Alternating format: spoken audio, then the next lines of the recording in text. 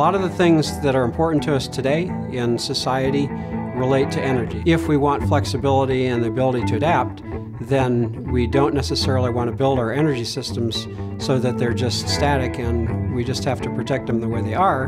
Rather, we need systems that are flexible, that can adapt, that can be even modified over time as things change. Resilience really is your capability to survive and thrive in the face of change and uncertainty.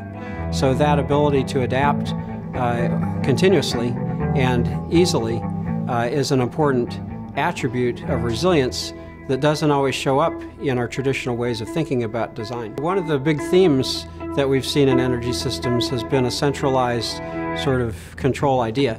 And when we've even talked about microgrids or larger grids in the electrical power system, for example, there's always a conversation about informing this central control center or this centralized control capability, and that really may not be consistent with resilience thinking. We need to consider moving from centralized control, centralized management to methodologies that allow more decentralized control, not only because that can respond more to local conditions or local needs, but also because then you enlist the creative juices of all of the people who are out there, and you can have more entrepreneurial responses to things, more insights, and more brain power brought to bear on a particular situation. And so more and more people have heard of these microgrids, and more people think that they want one. They're not really sure why, but it sounds like a really cool thing to have. But as we explore concepts of resilience, as we understand better how those microgrids could function, what they could bring in terms of value to our business processes, we may hit a tipping point in the next few years. Then suddenly the demand will increase, the functionality will proliferate, people will start deploying these decentralized network capabilities, and will be pressed to expand the technology capabilities, the hardware, software that's needed to support those, and then also there will be basically a public learning process so that those who use energy for some kind of an application, whether it's transportation, communicating, or some kind of an industrial application, could be experts on that application. While today we think of liquid fossil fuels as supporting transportation, fossil gas heating your house, electricity powering your lights, if we didn't view those as necessarily distinct resources, then people could start to innovate and come up with better technologies to transform energy from one form to another.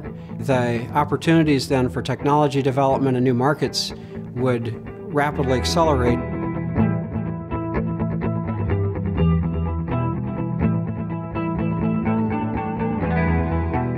I think the ways that we think about energy are going to change substantially just in the next few years. And so some people think that fossil fuels are bad and we should shift from fossil fuels to solar. And solar is going to be the big answer. And then other people think about energy storage, especially in the form of electrochemical energy and batteries. And so they focus on how much energy can you store in this battery. And they don't necessarily think about really how does that energy relate to what I'm trying to do. And so relating energy and understanding more fully what energy really does for me is going to be the trigger.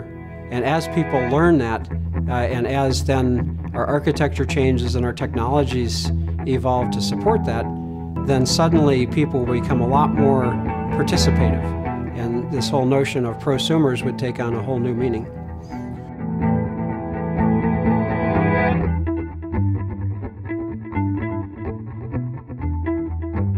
So I think technology is a really important catalyst for this change.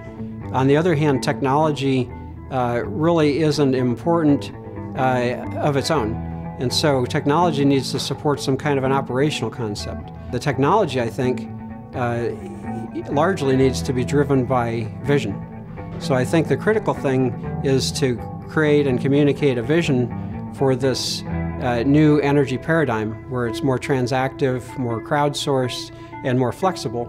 So the operational vision, I think, is the most important thing, and then technology is going to be a critical enabler as it allows these capabilities that we imagine to actually manifest.